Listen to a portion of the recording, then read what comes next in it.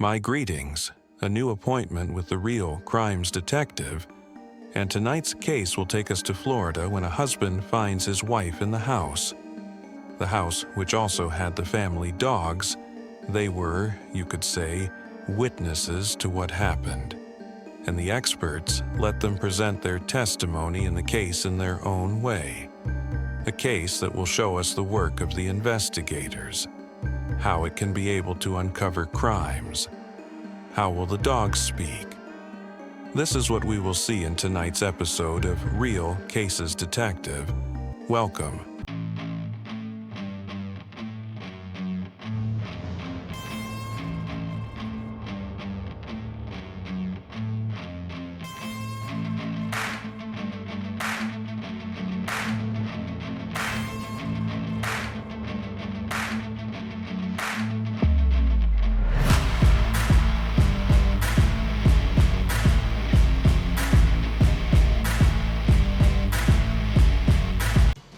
So today's case will take us to Lake Park in Palm Beach County, Florida.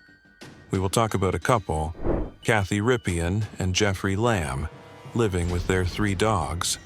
Jeffrey works as a heavy freight truck driver, while Cathy works in one of the most famous pharmacy chains in a pharmacy in the area. And the two lived a normal and simple life until the day of June 15th, 2004. When Jeff returned around 7 p.m.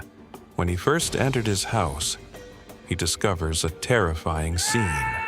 Blood flooding the whole house, and Cathy, his wife, murdered in her bed and drowned in her blood. Jeff lost himself and entered into a hysterical state, and at the time he called the emergency number 911. In the call, Jeff was talking and crying, and describing to them the condition of his wife. Blood was everywhere, on the walls, the ceiling above the bed, and the wall opposite it. As soon as the ambulance crew arrived, Cathy's death was declared, a death that appeared to be the result of being beaten to death. The paramedics observed several blows to the victim's head with something heavy. It seemed it was a metal tool, one of the tools used for screws. After examining the crime scene, they did not find the murder weapon. But from the traces of blows on Cathy's body, it became clear that the tool, as I told you, seemed to be something like a hammer, like a rod, which is distinguished by a hexagonal shape. Not round, but hexagonal, and which was imprinted from the severity of the blows on the victim's body. The forensic report estimated the time of death between 4:30 and 5 p.m. And as I told you earlier, except for Cathy, there were 3 dogs in the house. 2 of the family dogs were found beaten and smashed, and they were found themselves. At first, they thought they were dead, but they were unconscious. And they had, which was the positive thing, traces of blood in their mouths and paws. For the investigators, surely the dogs attacked the criminal and bit him, and therefore identifying him would be a matter of time. And that's it. But they found a 3rd dog. This 3rd dog was found in another room, a closed room. It seems they had left him, the victim and her husband, away from the other dogs. So, 2 dogs next to the victim, smashed like her, and the other dog alone in the room. The investigators returned to the neighborhood where Cathy lived after the body was transferred. They returned to question the neighbors. They distributed flyers with Cathy's photos, and they asked the people who had any information or noticed something on the day of the crime to tell them and help in the investigation. At first, the investigators assumed that the motive of the crime was theft, but Jeff, Cathy's husband, confirmed that the only thing missing was a pair of gold earrings in their bedroom.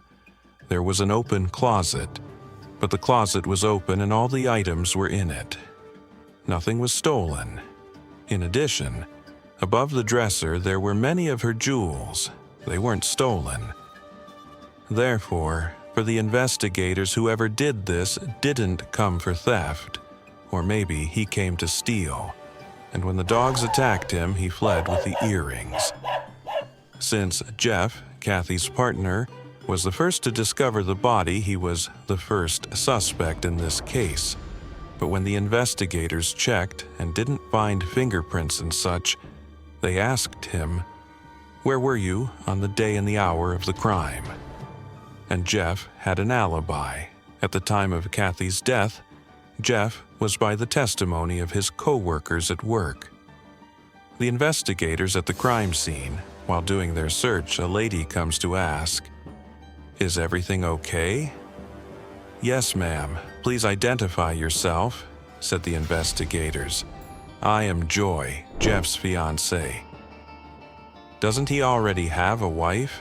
The investigators asked Mr. Jeff about the matter, and he said the relationship is complicated, that he was indeed in a relationship with Joy, but it ended. And he said he was engaged to her when him and his wife were separated. But when things got back to normal, the two broke up, and thus the investigators suspected this strange fiancé. But she also had an alibi. On the day of the crime, she was working as a waitress in a restaurant, and the customers and colleagues saw her, and therefore she didn't leave the restaurant. And this information led the investigators to look further into Jeff. They checked his phone call records, and in this record they came across multiple calls with a number. They investigated this number and found that its owner was a woman. On the day of the crime, and in the afternoon, Jeff communicated by phone with a lady named Lisa. Lisa, the investigators discovered, is married and is a mother of 2. And when interrogated about the reason Jeff called her, she answered, "I'll tell you, but don't tell my husband." She told them she was in a love affair with Jeff. The big problem is that Lisa's husband saw her in an inappropriate situation with Jeff a week before the crime, so he started chasing him in the street to catch him, and Jeff running away. And when he couldn't catch him, he sent him a death threat message. The two, this cheating woman and her husband, became themselves in the circle of suspects, but police didn't reach any result with them because Lisa and her husband Ray also had an alibi on the day of Cathy's murder.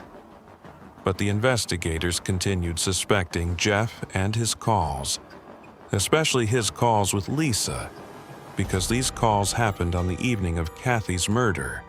So this time they wanted to determine the location of both their phones at the time of the crime. By determining the location of Jeff's phone and Lisa, with whom he was in a love affair, it was proven that Lisa made her calls from her home. On the other hand, Jeff, contrary to what investigators expected, and contrary to the alibi his co-workers said, was not at work. His phone records proved that his calls came from a place near his house. The investigators also discovered other contradictions in Jeff's stories. Didn't Jeff say that he found his dog in a closed bedroom? I mentioned to you earlier that the third dog, his dog, was not harmed like the other 2 ones. Jeff said that he found his dog in the closed bedroom. And so the third dog that wasn't harmed is his dog. And the strange thing is that in the closed bedroom they found traces of the dog's claws stained with blood, and the blood is Cathy's blood, meaning the dog was present at the crime scene, and afterward was placed in this room after Cathy's killing, meaning after it walked on her blood, and the question posed here is, why? Cathy's friends and family and even Jeff confirmed that the dogs they had were very fierce, and that if any stranger tried to attack either of them, they would attack him and eat him alive. So why didn't they do anything to the criminal? And what about the blood test results found in the dogs' mouths? Yes, it turned out the blood wasn't the criminal's. Rather, the blood found on the dog's paws and teeth turned out not to be human blood at all. It is the blood of another animal. And thus the experts and the investigators drew the following scenario of what really happened. First, they discovered by searching that the third dog, which was in the closed bedroom, was also hit. It had blows on its head, clear blows from a fight with another animal. Who is this other animal? Other dogs, Jeff's dog fought with his wife's dogs. The wife's dogs, which were also his dogs, didn't attack him when he was assaulting his wife, but rather attacked his dog. And from there came the scratches on their faces, but they too would be beaten when things escalated into a fight between the three animals. The criminal attacked the two dogs. That's why they were found smashed and unconscious. Then, after beating his wife's dogs, he carried his dog and placed it in the room and locked it. His dog, whose paws were stained with the victim's blood, left traces in the bedroom. But all this is analysis. Is there a proof? Let's see the proof. Let's get to know Jeff more. 2 years before the crime, Jeff's former boss at work accused him of stealing $30,000. After this theft, Jeff returned the money to his boss once he was exposed, and he even agreed to pay an extra fine of $20,000, meaning he was required to pay $50,000. He had to pay it, but his work as a heavy freight driver was not enough to cover these debts. Suddenly, Cathy dies, and suddenly he is the sole beneficiary of her life insurance money. Her life insurance, which was about $30,000. So, here the motive of the crime is present.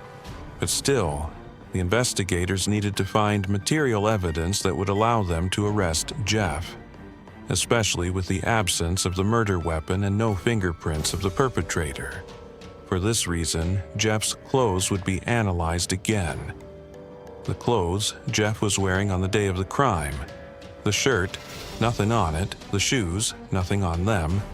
But the jeans, Jeff's jeans, had a millimeter-sized dot. Millimeter. They used a magnifying lens 60x to find a small sample of blood deep inside the fabric, which later turned out to be Cathy's blood. And thus they had conclusive proof that Jeffrey was present at the crime scene, and that the blood splattered on his pants. In addition, in the small pockets of the jeans, they found one of Cathy's missing earrings. And now, Jeff will narrate what happened exactly. What happened according to Jeff is that he and Cathy had many problems between them. For this reason, they separated for several years. But even after getting back together, Jeff continued having love affairs. And he stole from his boss at that time. His problems increased. His problems at work. His problems with his wife. And he began thinking, if he divorced, he would find himself unable to manage and maybe end up in prison. And the solution? Yes, the solution is that he enjoys his wife's insurance money. Better than separating from her and leaving empty-handed. When he enjoys the insurance money, he can pay his debts and start a new life. That's why he started to get engaged with another woman, Joy. On the day of the crime, Jeff told his co-workers that he was going to fill fuel. He left work at 4:15 p.m., went home and waited for his wife to return from work. He stood behind the door holding in his hands the lug wrench that is used to change car tires. As soon as she entered, he began hitting her while she ran from him until she reached her room. On the bed, he continued striking her head, and the dogs in turn were barking, but without biting him because he was also their owner. But they fought with his dog and his wife's dogs entered into a fight with each other until they made too much barking and chaos around him. So he hit his wife's dogs as well and carried his dog and locked it in the other room. Afterwards, he removed her earrings to make it look like the attack was motivated by theft, threw the murder weapon onto the roof of their neighbor's house, and returned to work. Where were you, Jeff? I was filling fuel. That's why his co-workers said he was at work the moment of the crime. In September 2006, Jeffrey Lamb was sentenced to life in prison without the possibility of parole. At the end of our today's case from Cathy Rippion's story, we see the horrifying lengths some killers can go, and leaves us questioning what truly drives a person to such darkness. But our next case takes that horror even further. In the next episode from our Made to be a Killer series, we'll uncover the story of a serial killer who left investigators speechless with his bizarre obsession and a chilling signature he carved into every crime scene he commit. Please subscribe so you don't miss it. Stay tuned.